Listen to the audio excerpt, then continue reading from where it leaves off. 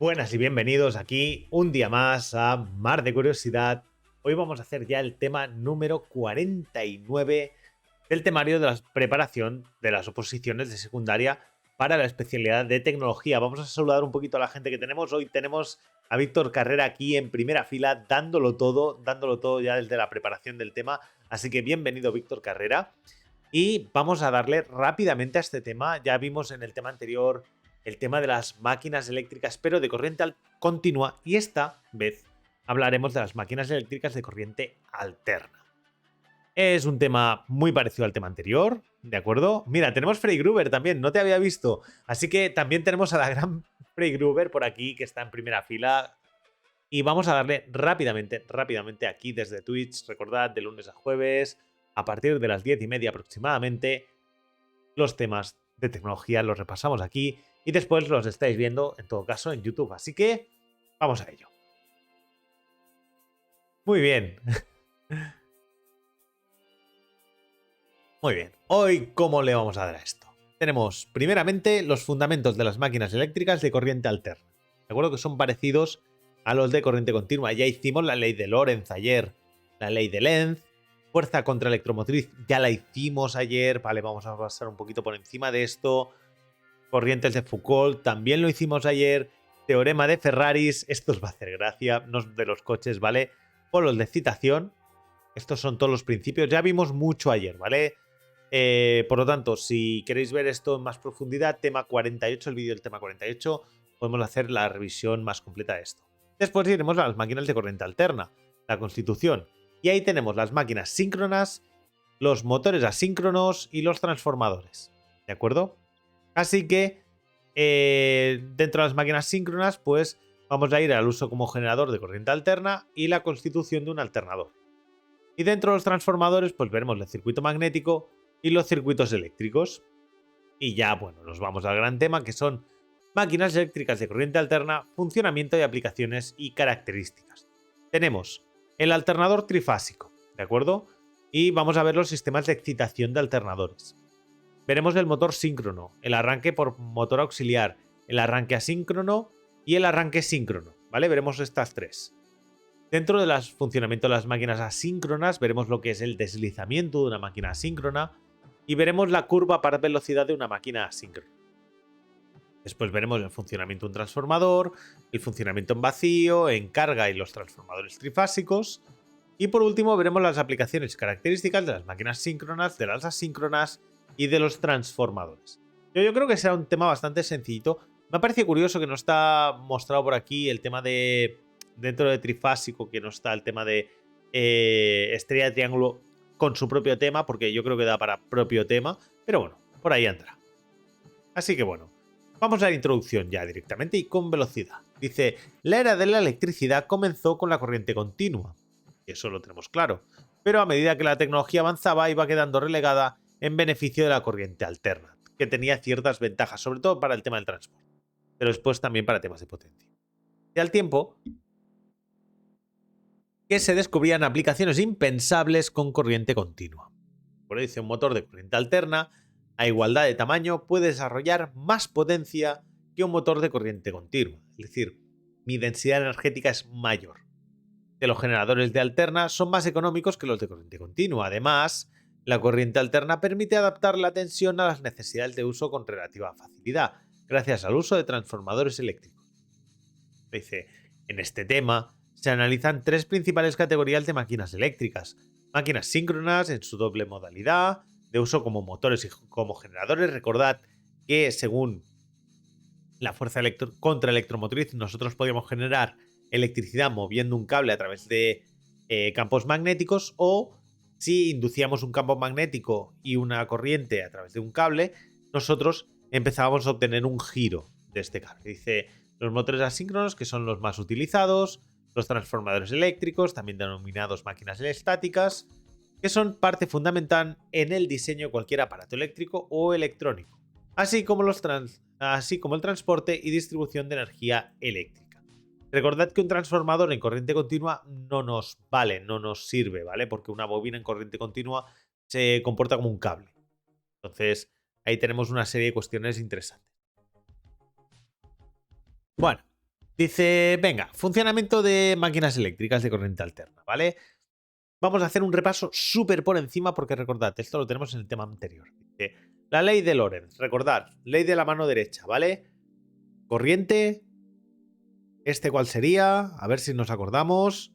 Tendríamos campo, ¿vale? Campo, ¿vale? El índice es campo y el dedo corazón sería la fuerza, ¿de acuerdo? Recordad, si circula un cable, te genera un campo y una fuerza en esta dirección, ¿vale? Muy bien. Esto ya lo vimos ayer, un cable sometido a un campo electromagnético, ¿de acuerdo?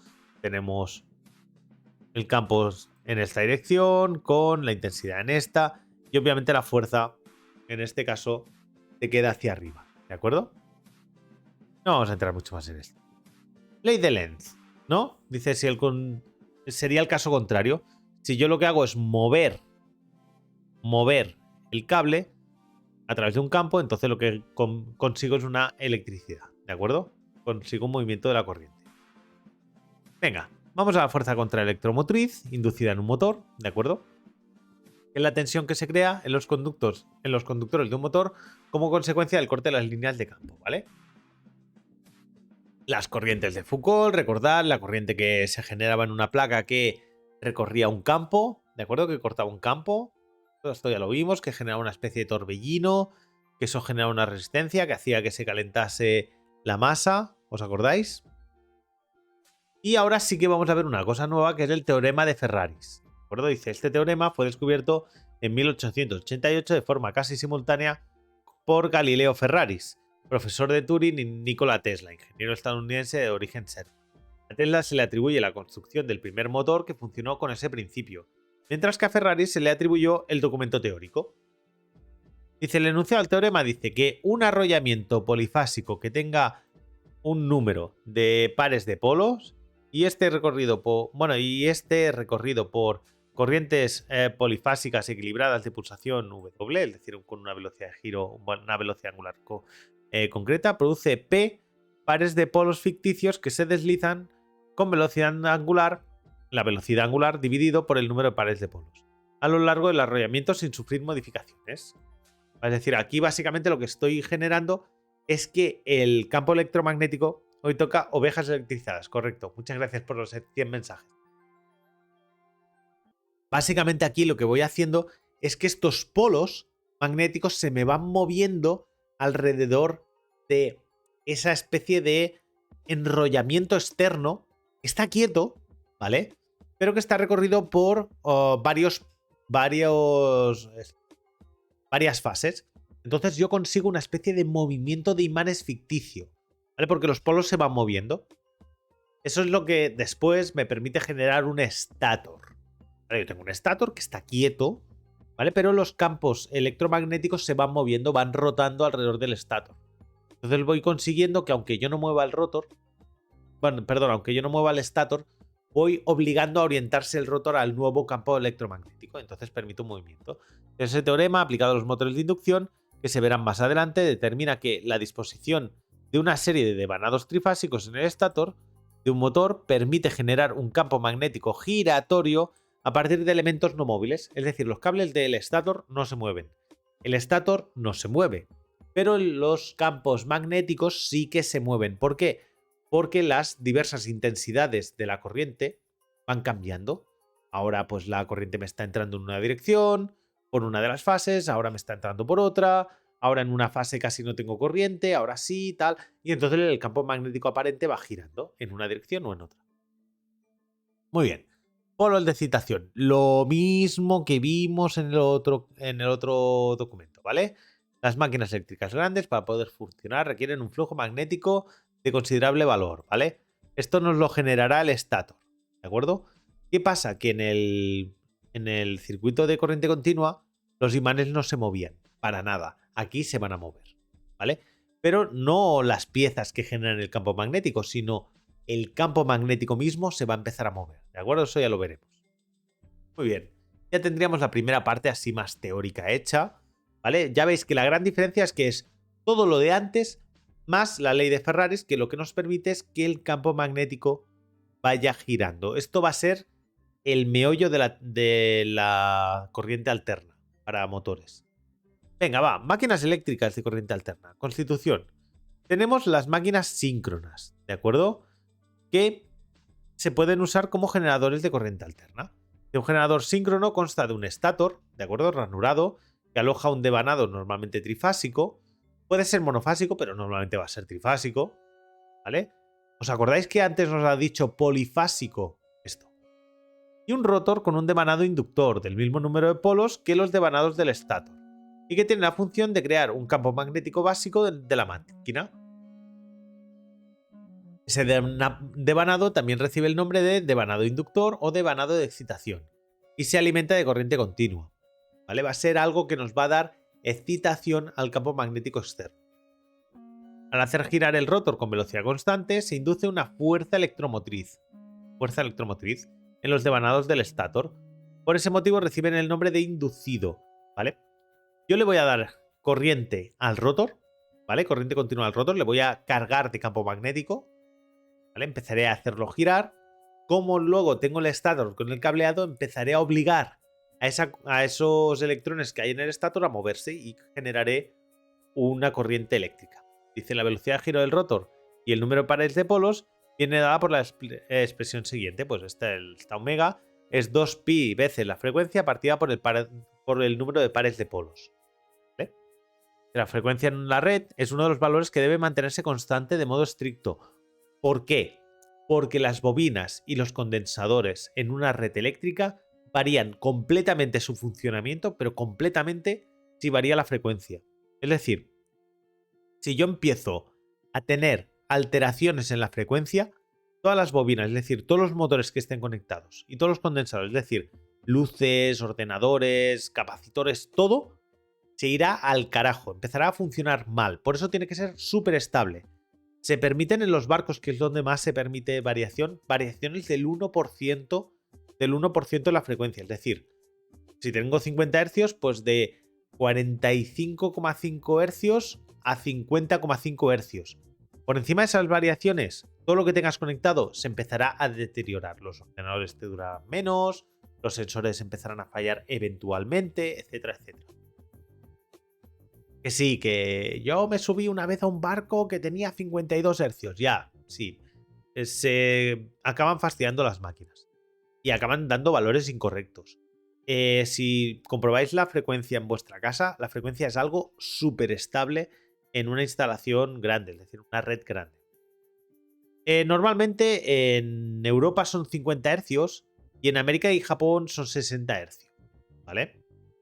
Esto es algo que se inició así y se ha quedado así. ¿Vale? Ahora mismo es muy difícil pasar toda la tecnología que tenemos de 50 Hz a 60, toda la red que tenemos preparada a 50 Hz a 60, así que es muy muy complicado y esto se va a quedar así, pues no sé, mucho tiempo. Por otro lado, el número de pares de polos ha de ser un número entero, por lo tanto podemos tener un par, dos par, tres par, cuatro pares de polos, etc. ¿De acuerdo? ¿Qué pasa? La velocidad de giro vendrá determinada por el número de pares de polos si quiero después tener una frecuencia concreta. Así que si tengo un par de polos y estoy en Europa, la máquina ha de girar, el generador ha de girar a 3000 vueltas. ¿Qué es 60 Hz? A 3600. ¿Qué son dos pares de polos? Pues a 1500 o 1800, usando la fórmula de antes. Tres pares, pues lo veis, ¿no? Cuantos más pares de polo, más lenta ha de girar la máquina. Y bueno, la constitución de un alternador. Dice, un alternador consta de dos partes fundamentales. El inductor, compuesto por imágenes que crean un campo magnético, y el inducido, formado por conductores atravesados por las líneas de fuerza del campo. ¿Vale? Que por norma general, el inductor es giratorio, mientras que el inducido es la parte fija. Aunque existen máquinas que lo hacen al revés. Pero bueno, esto suele ser lo normal. Hay que tener en cuenta que el efecto que se busca es el movimiento relativo entre conductores y líneas de campo magnético. Luego el resultado es similar tanto si se desplaza el conductor como si se desplaza el campo magnético. Es decir, a mí me da igual cuál se mueve, pero necesito un movimiento relativo. ¿De acuerdo? Y bueno, básicamente esta sería la figura, ¿no?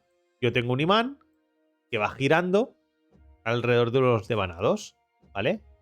O puedo tener un electroimán que se gira también alrededor de unos devanados. Dice, la figura 7 muestra ejemplo que combinan algunas de las posibilidades constructivas de una máquina eléctrica giratoria. En la figura 7A se aprecia un motor conformado por 4 polos de imanes permanentes, ¿vale? Y un estator que dispone de una serie de piezas polares en las que se enrollan las bobinas. En la figura 7B muestra una máquina cuyo inductor está conformado por un electroimán acoplado al rotor, y los conductores que conforman el inducido se encuentran alojados en una serie de ranuras dispuestas en el estator, ¿vale? Estos son ranuritas donde están todos en el estator. Tanto esta parte como esta parte no se mueven. No sé por qué está torcido el dibujo, pero no se mueven, ¿vale? Bueno, va. Queda yo creo bastante claro, ¿no?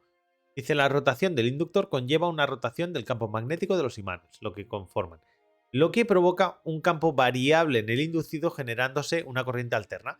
¿Por qué? Porque la corriente primero irá para un lado y luego vuelve. Va para un lado y vuelve, ¿vale? Venga, va. Vamos al inductor. Dice, como se ha comentado, es la parte del alternador que genera el campo magnético variable, ¿vale? Al girar como consecuencia de aplicarle una energía mecánica. Fijaos que primero pasa al polo norte, luego pasa al polo sur, luego pasa al polo norte, luego el sur. Está torcido porque... Ah, está escorado. Está escorado. Vale. Muy bien. Dice, bueno, pieza polar, ¿no? Vale, ya lo hemos dicho, y es la parte del circuito magnético situada entre la culata y el entrehierro, incluyendo el núcleo y la expansión polar. El núcleo es la parte del circuito magnético rodeada por el devanado inductor. El devanado inductor, que es el conjunto de espiras de cable o material ferromagnético destinado a producir un flujo magnético al ser recorrido por la corriente eléctrica. Venga, va, tenemos la expansión polar. Dice, es la parte de la pieza polar próxima al inducido y que bordea el entrehierro. Muy bien. Dice, polo auxiliar o de conmutación. Dice, el polo magnético suplementario provisto o no de devanados y destinado a mejorar la conmutación. Suelen emplearse en las máquinas de mediana y gran potencia. Luego tenemos la culata. Dice, pieza de sustancia ferromagnética no rodeada por devanados y destinada a unir los polos de la máquina. ¿Vale? Dice, dicho inductor genera un campo magnético variable al girar o al moverse, aplicando en él una energía magnética que afecta la parte fija del alternador, el estator o inducido. Y bueno, nos vamos al inducido y dice, la parte estática del alternador, que normalmente está formada por un cilindro hueco de chapas apiladas de hierro o un material ferromagnético con ranuras en la parte interior. Es lo que hemos visto aquí arriba, ¿no?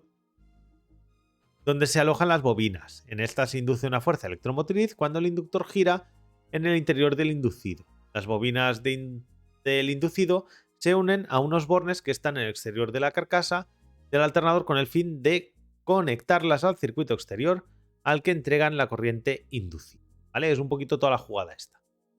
Venga, va. Ya una vez visto cuál es la parte del estator, cuál es la parte del inducido, el inductor, las bobinas, el núcleo, el entrehierro y todo esto, vamos a ver las piezas. ¿Vale? Vamos a ver las piezas. Y primero vamos a ver los motores asíncronos. De este tipo de máquinas, tanto el rotor como el estator son cilíndricos y disponen de ranuras espaciadas regularmente y paralelas a las generatrices de los cilindros. Dice, las ranuras del estator están situadas con la cara interior y las ranuras del rotor en la cara exterior. ¿Vale? Dice, la forma de los devanados del estator es similar al resto de las máquinas eléctricas trifásicas, mientras que el rotor lleva un devanado polifásico, ¿vale? Varias fases, cerrado en cortocircuito sobre sí mismo, ¿vale? Esto ya iremos viendo cómo va hecho. Dice, la forma más habitual para el devanado del rotor consiste en rellenar las ranuras con barras de metal conductor y unir los extremos de todas las barras con los anillos conductores. De este tipo de devanado se denomina jaula de ardillas. Es el devanado de jaula de ardillas, ¿vale? Devanado de jaula de ardillas. ¿Por qué? Porque no sé si lo veis, pero parece, ¿sabéis estas ruedecitas de hámster? ¿Veis que parece una ruedecita de hámster? Por eso se llama de jaula de ardilla, ¿vale? No sé por qué, pero bueno, no sé si también se pone todo tipo de cacharros de las ardillas, pero es un rotor que tiene forma de jaula de hámster.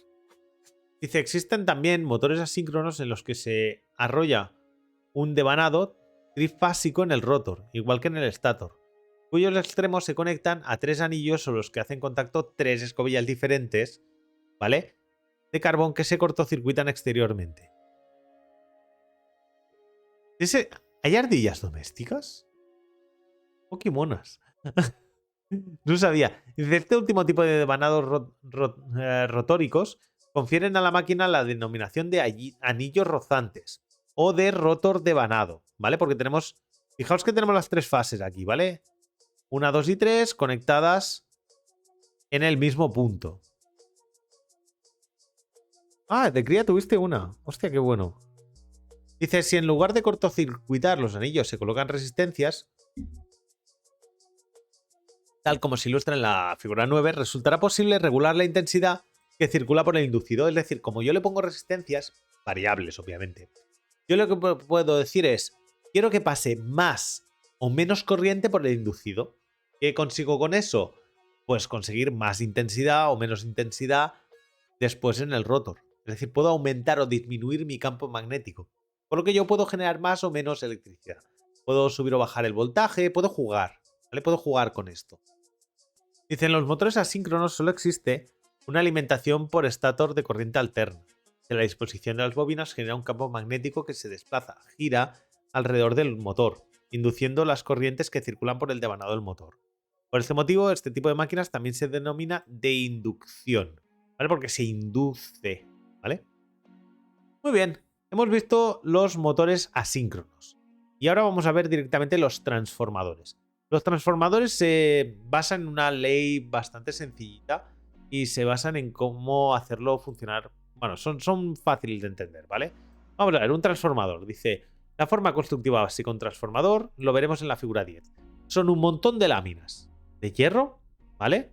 Que permiten la circulación de corrientes y están enrolladas por bobinas de una serie de espiras, ¿vale? Tengo unas espiras por un lado y otro número de espiras por el otro lado. Dependiendo del número de espiras, entrará más o menos corriente por un lado que por otro y tendrá más o menos voltaje. La energía más o menos es la misma en los dos lados, menos las pérdidas del transformador, ¿vale? En forma de calor o rozamientos o lo que sea, ¿de acuerdo? Pero la energía que entra por un lado tiene que salir por aquí. Si tengo más intensidad aquí que aquí, pues aquí tengo que tener menos voltaje que aquí. Pero la potencia ha de ser la misma en los dos lados, aprox. Bueno, pues venga, tenemos, por ejemplo, varias formas de montarlo. Podemos montarlo en el centro los dos, podemos montarlo en los dos extremos, hay diversas formas de montaje, ¿vale? Hombre, buenas cumpleañera, bienvenida.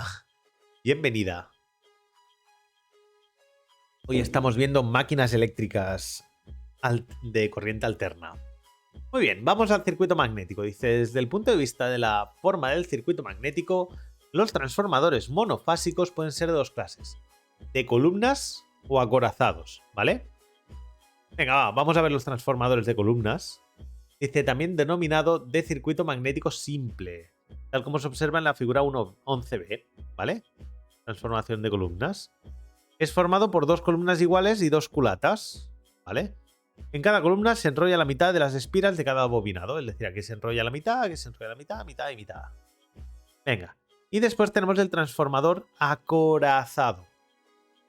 También se denomina el circuito magnético doble. Y se observa en la figura 11A. ¿De acuerdo? 11A. Dice, está formado por dos culatas y tres columnas. Y en la columna central tiene doble sección de hierro que la de la lateral. Es decir, esto es la mitad de ancho que esto. ¿Vale? Está formado tal. Puesto que por dicha columna circula el doble de flujo magnético. Pensar que el flujo magnético tiene que circular por el metal. ¿De acuerdo? Muy bien. Dice, en estos transformadores las dos bobinas tienen sus espiras enrolladas en la columna central. ¿Vale? Es lo que vemos aquí. Muy bien, dice, para evitar el paquete de chapas magnéticas se comporte como un bloque conductor macizo, que esto no nos interesa, todas las chapas tienen que estar aisladas entre sí. Y esto es una movida, señores. Esto es una movida. Dice, las chapas deben estar aisladas entre sí. Dice, la forma moderna de llevar a cabo este aislamiento es mediante un ataque químico, ¿vale? Las sumergimos en un producto químico que evite que al tocarse conduzcan la electricidad, ¿vale? Porque hace una fosfatación superficial. Unas pocas micras de espesor, que es suficiente para evitar que circule en la corriente entre ellas. Dice, para obtener la forma de circuito magnético se pueden cortar las chapas en forma de E, de I, como se observan estas figuras, ¿vale? Esta sería la forma de E y estas serían las formas de I. Y como están sulfatadas, bueno, perdón, fosfatadas, ya no conducen la electricidad. Muy bien. Dice, ponemos de forma alternativas unas y otras para conformar estas formas. Dice, esta solución es muy simple, pero solo permite construir núcleos de sección cuadrada y es válida para transformadores de pequeñas potencias. Y si compramos un transformador pequeñito, seguramente lo encontremos así. Para soluciones de mayor potencia, lo más normal es que encontremos un bloque que sean chapa, un montón de chapitas, ¿vale? A base de chapas de forma alargada, como las que se ven en la figura 12B, ¿de acuerdo? Vale, que tienen además diferentes anchos, dependiendo de la construcción del transformador. Se consigue así además que la mayor parte del recorrido de las líneas de flujo coincidan con el sentido de la laminación, que a su vez es la que tiene mayor permeabilidad magnética. Puedo entrar más adentro. Por último, las uniones de las esquinas suelen resolver pues solapando las láminas. Pues una lámina no queda bisel, queda una sobre la otra. Y bueno, queda por último comentar que el núcleo puede tener una sección cuadrada, pero lo normal es que intentemos que se aproxime a una especie de círculo, que sea un poquito redondeada y tal, para ayudar al tema de las espinas. Dice, es evidente que cuantos más escalones, más complejo resulta el montaje del núcleo y por lo tanto más caro. O sea que tampoco nos vamos a pasar. Venga, va, circuitos eléctricos. Dentro de los transformadores, ¿eh? Dice, la forma normal de los arrollamientos es circular, pero también se fabrican bobinas con forma cuadrada cuando la sección del núcleo también lo es. Es decir, al final la bobina tiene que enrollarse sobre la forma del transformador. No nos podemos inventar otras formas, ¿de acuerdo? Muy bien, dice, los arrollamientos suelen tener forma de solenoides alargados, dispuestos de forma concéntrica con la columna, aunque también pueden hacerse a base de discos o galletas de pequeña altura dispuestos alternativamente, ¿no? Que sería la figura 14B. El primer caso, el arrollamiento es más próximo al núcleo, es el de más baja tensión, para ir obteniendo un gradiente de campo magnético, es decir, el de baja tensión dentro, el de alta tensión fuera, ¿vale? Baja tensión aquí dentro, alta tensión fuera. Dice, el segundo caso, el arrollamiento de menor tensión es el que ocupa las posiciones extremas del conjunto, ¿vale? Las que están más alejadas en el conjunto. Dice, los conductores que constituyen los arrollamientos han de estar aislados entre sí, muy importante. Es decir, aunque estén tocándose, no puede haber conducción eléctrica entre ellos, ¿vale? Porque si no, se nos fastidia bastante la operativa. Dice, los materiales aislantes que más se utilizan son barnices e incluso papel. Fijaos que no hace falta plásticos, no hacen falta ciertos productos. Barnices, cosas así ya hacen de aislante. Hay barnices especiales para esto. Dice, el barniz se utiliza sobre todo en los hilos esmaltados de sección circular en transformadores de pequeña potencia y baja tensión. En transformadores mayores es preferible usar pletinas rectangulares con los bordes redondeados que se aíslan entre sí mediante un encintado con banda de papel, ¿vale? Fijaos cómo se aíslan los cables, es decir, tienen que estar muy cerca, pero nos interesa que se aíslen entre ellos, porque si no generaremos cortocircuitos y la corriente es como el agua. Recordad que hablé del agua. La corriente siempre intenta ir por el camino que más fácil le resulta, ¿vale? Siempre que encuentre un camino que sea más fácil que por el que está yendo, lo seguirá. Por lo tanto, si los cables están tocándose sin aislamiento, seguirá por ahí. Y eso, pues no sé. Lo que pasa aquí es que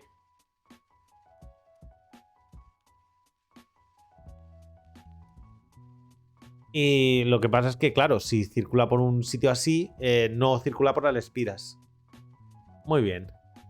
Este encintado puede estar formado por una o varias capas, según la tensión que haya de aislar respecto del conductor más próximo. También es normal impregnar el aislamiento en líquido aislante, ¿vale? Para evitar que circule la corriente. Y normalmente usaremos aceite mineral, ¿vale? De este modo, la mejora de la rigidez dieléctrica, a la vez que facilita la capacidad de refrigeración entre los conductores, ¿vale? Porque el calor no nos interesa. Recordad que el calor no nos interesaba. Bueno, vamos al tema, bueno, a la parte 3 del tema, ¿de acuerdo? Ya estamos avanzando bastante. Recordad que nos quedaba esta y la cuarta. Y vamos a ver lo que era el alternador trifásico, Hemos visto el alternador monofásico y ahora vamos a ver el alternador trifásico.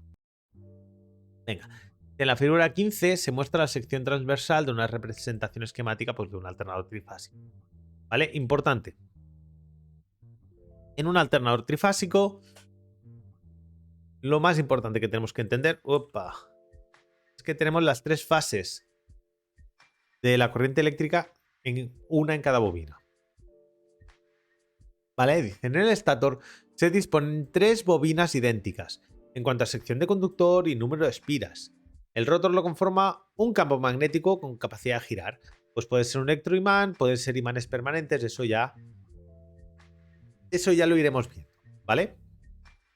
De forma que se produce una fuerza electromotriz alterna senoidal en cada una de las bobinas. Dice, el campo magnético del rotor puede ser originado por un imán o un conjunto de imanes o por un electroimán.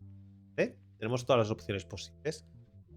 Al ser las bobinas iguales y tratándose de la misma variación de campo magnético, la fuerza electromotriz inducida es la misma en cada una de las bobinas y con la misma frecuencia, aunque desfasada en el tiempo. El ángulo de desfase entre las tensiones inducidas coincide a su vez con la posición relativa de los devanados entre sí y el desplazamiento angular espacial. Vale, no sé si se ha quedado muy claro, ¿vale? Pero básicamente aquí buscamos un equilibrio entre el paso de corriente y la posición de las bobinas, ¿vale? Porque lo que vamos a intentar inducir es un movimiento del campo, como hemos visto antes, ¿no? Que se inducía un movimiento del campo, pero aquí aprovechando las tres fases. Un poquito para que veáis, las tres fases, por ejemplo, esto sería una fase, están segregadas 120 grados una de la otra. Por ejemplo, esta fase está a 120 de esta. Por ejemplo, si esta está aquí, está a 0. Esta, por ejemplo, roja, la sigue a 120 grados. Y esta, negra, de aquí, la sigue a casi 240, 120 más 120. ¿Vale? Cada fase está separada a 120 grados de la siguiente. Dado que la distribución de los mismos es simétrica, según el esquema de la figura 15, la fuerza electromotriz están separadas un tercio de periodo, es decir, 120 grados.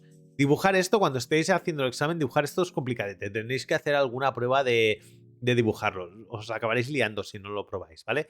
Es muy fácil dibujar una, ¿vale? 0, 90, 180, 270, 0. Y la siguiente dibujarla ya directamente en el 120. Y hacer 120, 240, tal, pam, pam.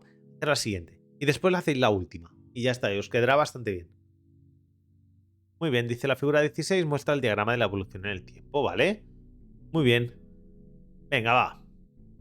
Dice, sistemas de excitación de alternadores. Para un generador que entregue una potencia eléctrica en torno al megavatio, es necesario alimentar el devanado, ¿de acuerdo? Porque si no nos va a costar bastante, con una tensión continua por medio de un sistema de excitación, en el que interviene una potencia eléctrica más o menos de 3 kilovatios. Es decir, para entregar un megavatio de potencia, yo me tengo que estar gastando 3 kilovatios en cargar de corriente y por lo tanto generar un campo magnético en el rotor, porque si no, eso no va a tirar. ¿Vale? Esta potencia eléctrica a su vez puede obtenerse bien de la propia energía generada en el inducido o bien de otro motor adicional o bien de lo que sea. ¿Vale? Pero yo necesito esa corriente para poder inducir un campo magnético que luego me genere ese campo mayor en el estator, porque si no es muy difícil sacar un megavatio de potencia. Es decir, con imanes permanentes sí se puede, pero es mejor poder regularlo. Y bueno, existe básicamente tres tipos de excitación. Podemos usar la excitación propia, ¿vale? La excitación del devanado inductor se realiza desde un motor de corriente continua denominado excitatriz principal. La corriente llega al devanado inductor a través de anillos rozantes, como hemos visto antes. Se denomina excitatriz propia porque la dinamo o generador de corriente continua que conforma la excitatriz principal está acoplada mecánicamente al eje del alternador y por lo tanto convierte parte de la potencia mecánica en potencia eléctrica de excitación. Dice, la tensión de la excitatriz se controla por medio de la corriente de su devanado inductor, que se obtiene a su vez de una segunda máquina generadora de corriente continua, denominada excitatriz piloto, también acoplada al eje mecánico. La figura 17 muestra un ejemplo, ¿vale? Figura 17, pues pam, pam, pam. Tengo mi alternador que me mueve una excitatriz principal y me va a la excitatriz piloto. Tengo una cosa que se llama la autoexcitación. ¿Vale? Dice, la corriente necesaria para excitar el devanado inductor es obtenida a partir de la corriente entregada por el alternador, ¿vale? Yo tengo el alternador que me genera una corriente que me sirve para magnetizar mi inductor. Muy bien. Puesto que el alternador entrega corriente alterna y el devanado inductor requiere una corriente continua, es necesaria la presencia de un convertidor de corriente alterna a corriente continua. Puede ser un rectificador de puente diodos o otro elemento electrónico que me haga esa jugada. Este tipo de convertidor suele implementar con dispositivos electrónicos. Incluyen etapas de control y bueno. Y aquí lo dice, ¿no? Dice, el sistema más simple y básico lo conforma un puente de rectificador a base de diodos. Que básicamente son 4 diodos conectados de tal forma que la corriente solo puede pasar en una dirección. Entonces, siempre pasa por el mismo sentido. Entonces convierto una corriente alterna en una corriente continua. Después tengo que acabar de arreglarlo. Muy bien, la corriente continua se aplica al devanado inductor, ¿vale? Lo que hemos visto. Y después está la excitación sin escobillas. En el caso en grandes máquinas se puede convertir en un serio problema el uso de las escobillas, porque empieza a tener mucho rozamiento, empieza a tener mucha energía, ¿vale? Ahí se empieza a complicar un poquito.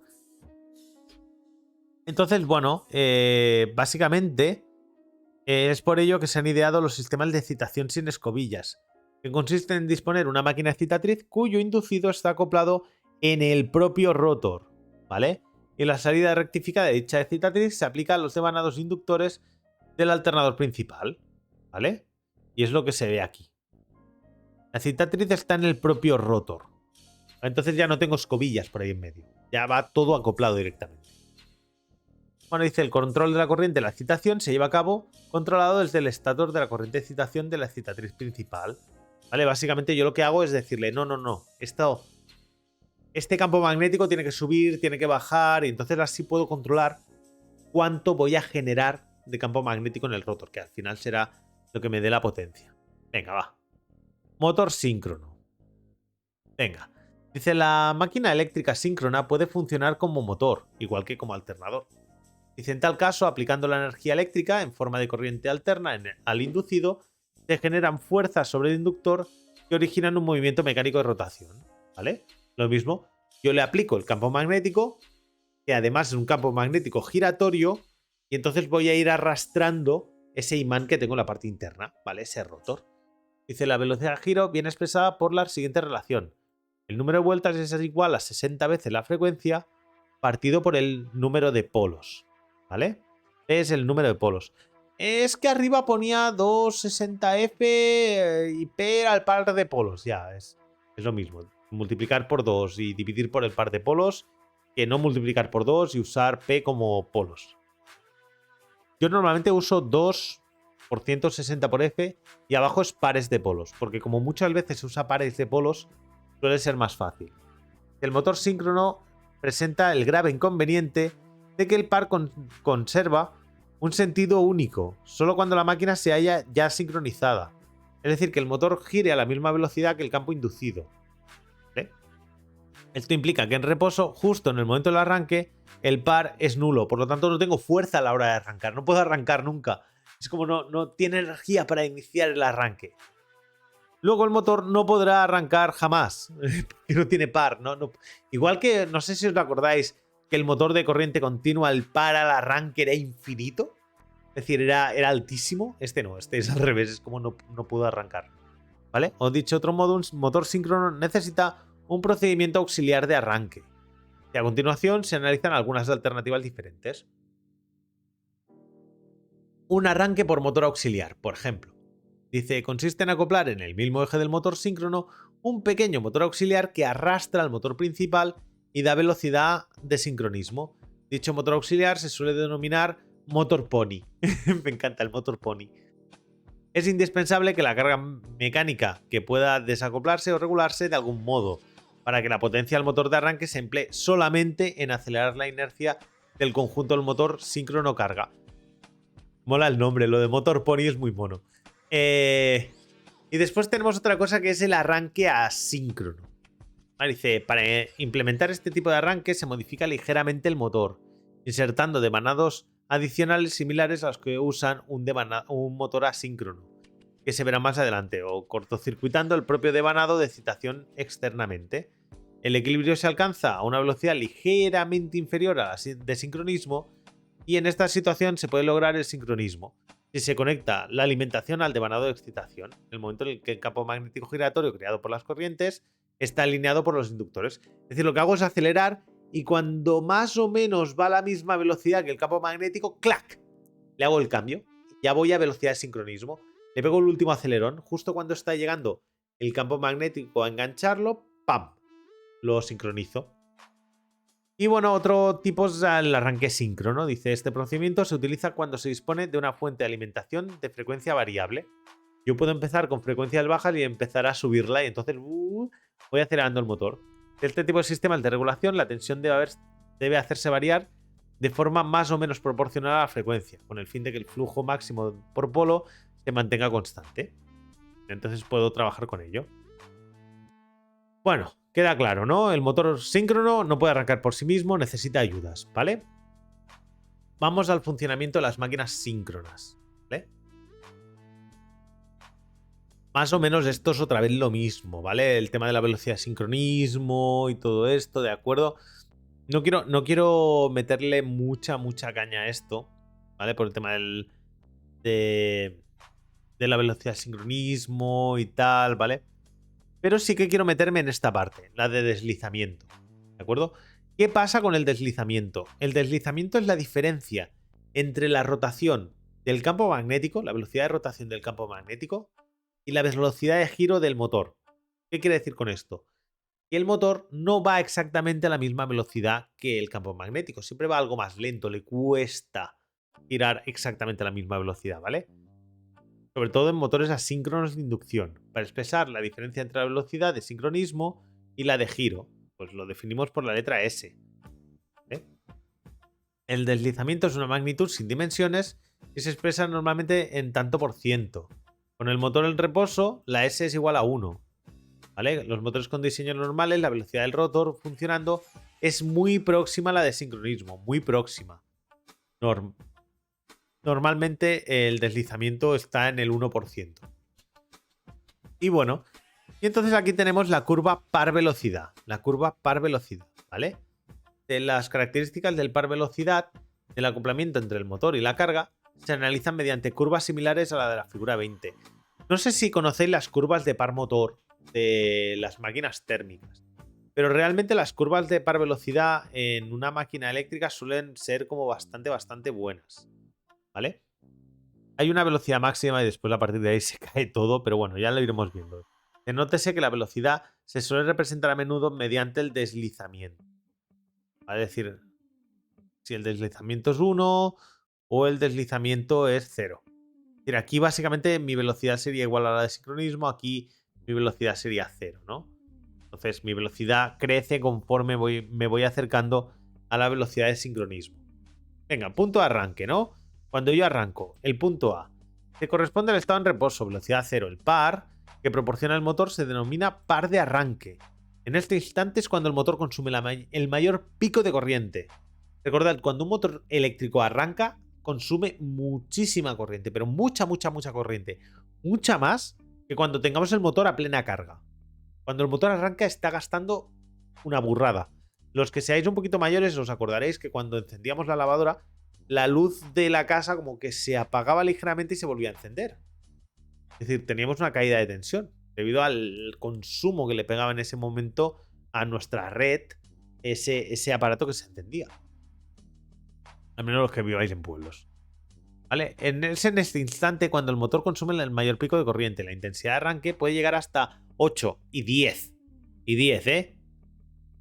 ¿Vivía con 125? Sí, vivía con 125. Yo tengo un tiempo de 125. Luego ya me pasé al 230. 8 veces y 10, ¿eh? Y 10, sin problemas. 10 veces la nominal. ¿Vale? Si la carga está acoplada al eje en el momento del arranque. Otra cosa, si arrancáis con la carga conectada al eje, va a pegar 10 la nominal de la carga máxima.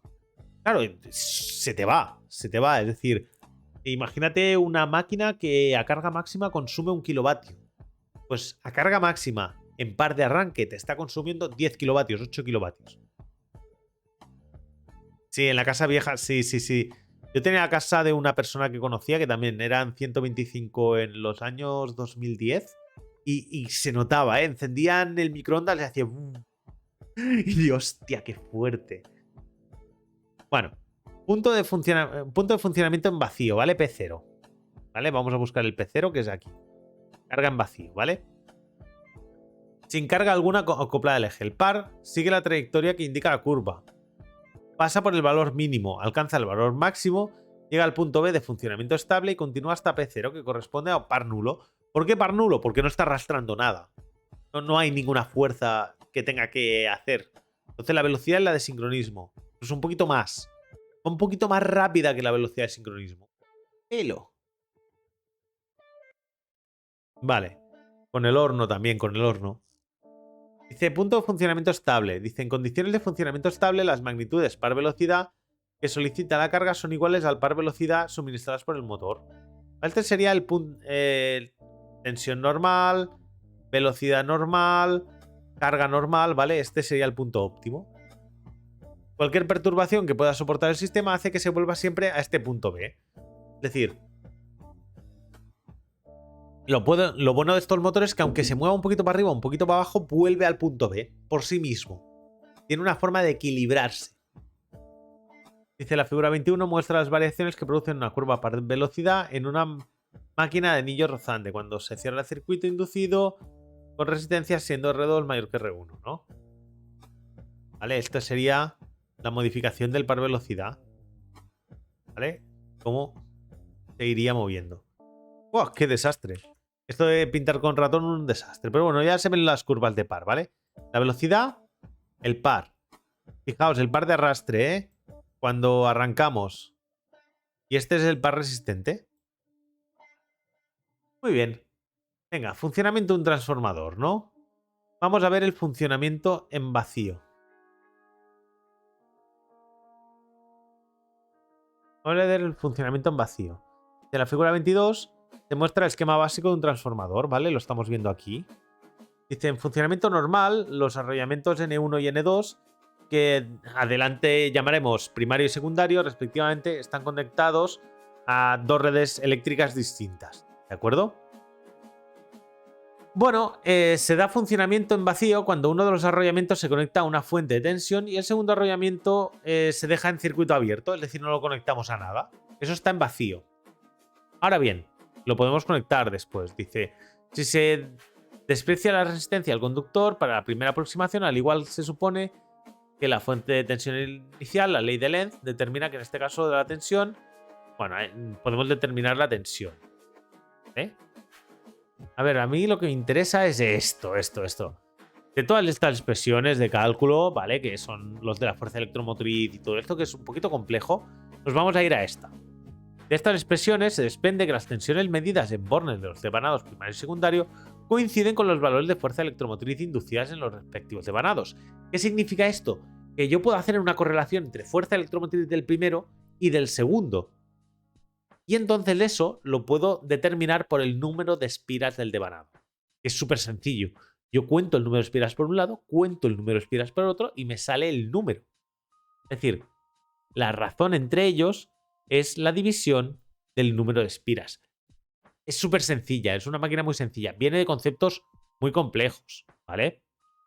Es la diferencial del campo partido por la diferencial del tiempo. Es decir, ojito, menos coña, pero salen bastante fácil.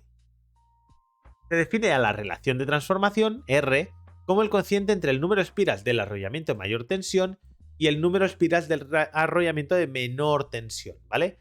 Si miráis un esquema eléctrico, normalmente el transformador estará montado de esta manera. Fijaos que no están en el mismo circuito eléctrico, ¿vale? Hasta ahora se ha supuesto que todo el flujo creado por la corriente de vacío, al recorrer las espiras del primario, llega a concatenar todas las espiras del secundario. Esta superposición no es correcta, ya que existe una pequeña cantidad de líneas de flujo que cierran por el aire sin llegar a enlazar las espiras del secundario. ¿Qué quiere decir? Que habrá una espira, no sé si la puedo llegar a dibujar, ¿vale? Habrá una espira que hará así, ¿vale? Y nunca tocará al segundo bobinado, ¿vale? Esta línea de campo se pierde. Es bueno, pero es lo que llamaremos el flujo de dispersión, ¿vale? Bueno, entonces pierdo parte de la fuerza. Prácticamente cuando me meto en un transformador pierdo parte de la fuerza. Muy bien.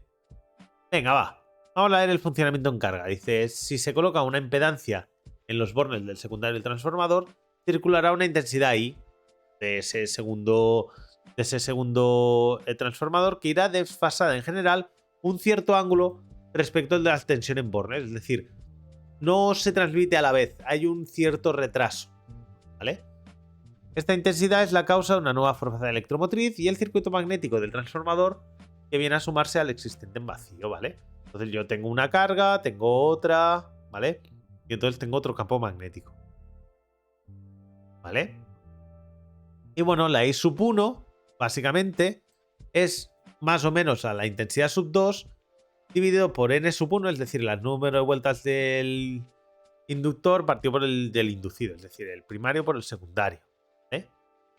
Esta es la fórmula que usaremos normalmente. Entonces, por ejemplo, si el número de espiras del secundario es más grande que el del primario, mi intensidad al final pues será más grande y al revés. ¿Vale? Si tengo más espiras en el primario que en el secundario, mi intensidad será más alta. Y bueno, también tenemos los transformadores trifásicos, ¿vale? Trifásicos. ¿Cómo se hace un transformador trifásico? Básicamente colocaremos 3 transformadores, uno para cada fase. Muy sencillo. Es decir, es una forma de trabajar con esto, yo creo, bastante sencilla. De forma inmediata e intuitiva, de transformar un sistema de tensiones trifásico en otro de diferente tensión, consiste en transformar una a una cada una de las tensiones simples por medio de transformadores monofásicos. Es decir, coloco 1, 2 y 3, ya está. Tienen que ser iguales, ojo, tienen que ser iguales. Para facilitar la idealización del proceso, se ha dispuesto que los arrollamientos de primario y secundario de cada fase son una misma columna. Bueno, ahora lo veremos, ¿no? Pues básicamente tenemos las 3 fases y podemos ver diversos tipos de transformadores y de construcciones entre ellas. Pero fijaos lo dicho, tiene que haber la transformación de las 3 fases.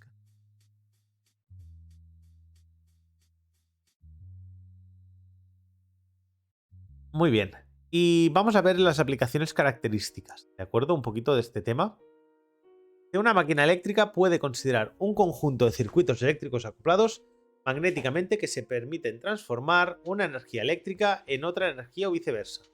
Según este punto de vista, pues las máquinas eléctricas se pueden determinar en 3 grandes grupos: generadores, motores y transformadores. Esto básicamente es lo mismo que la monofásica, ¿de acuerdo? Lo mismo. No voy a matarme mucho, solo voy a comentar. Las máquinas rotativas son los transformadores, los motores y los generadores. Y las máquinas estáticas son los transformadores. ¿Vale? Son máquinas que no se mueven. Y finalmente, bueno, dentro de las máquinas rotativas tenemos las síncronas y las asíncronas. Y después ya tendríamos, por otro lado, en las estáticas los transformadores. ¿Vale? Yo aquí no me repetiría porque esto ya está explicado. Exactamente esto ya lo hemos visto. ¿Vale? Esto es una separación, ¿de acuerdo? Sí que vamos a decir que el hecho de que sea un motor síncrono, o de que sean síncronos es interesante. ¿Por qué? Porque es más fácil mejorar el factor de potencia por la sobrecitación, ¿vale? Entonces, aunque tienen problemas para el arranque y necesitan una citratriz para producir la corriente, son bastante empleados en instalaciones industriales, ¿vale? ¿Por qué? Porque al poder mejorar el factor de potencia puedo gastar menos. Puedo hacer que mi motor consuma menos. En algunos casos se emplean rotores de este tipo, funcionando en vacío y sobrecitados, para mejorar el factor de potencia de una instalación.